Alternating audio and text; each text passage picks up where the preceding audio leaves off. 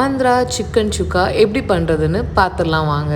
3/4 kilo boneless chicken எடுத்துக்கோங்க. மஞ்சள் பொடி, உப்பு, வத்தல் பொடி போட்டு நல்லா மிக்ஸ் பண்ணி ஒரு 1/2 மணி நேரம் ஊற விட்டுருங்க.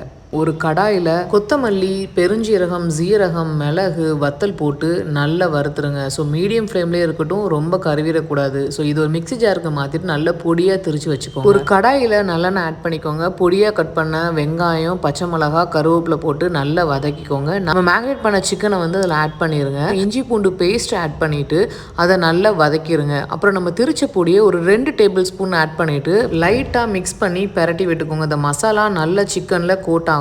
ஸோ மூடி போட்டு குக் பண்ணிக்கோங்க. தண்ணி எதுவுமே ஆட் பண்ண வேண்டாம்.